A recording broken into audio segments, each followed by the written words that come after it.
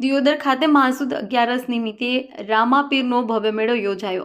બનાસકાંઠા જિલ્લાના વાવ થરાદ વિસ્તારના દિયોદર નગરમાં મહાસુદ 11ના પાવન અવસર પર રામાપીરનો પરંપરાગત મેળો ભવ્ય રીતે યોજાયો। દર વર્ષે યોજાતા મેળામાં આ વર્ષે પણ મોટી સંખ્યામાં શ્રદ્ધાળુઓ અને નગરજનો ઉમટ્યા હતા।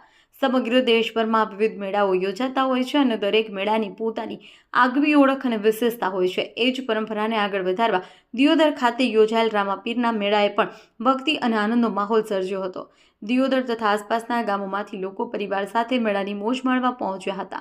મેળામાં બાળકો માટે નાના મોટા ચકડોળો અને રમૂજી રમતોની વ્યવસ્થા કરવામાં આવી હતી। ઉપરાંત ખાણીપીણીના વિવિધ સ્ટોલો, ઠંડા પીણાના સ્ટોલો તેમજ મેળાની શાન ગણાતા શેરડીના સ્ટોલો લોકોમાં ખાસ આકર્ષણનું કેન્દ્ર બન્યા હતા।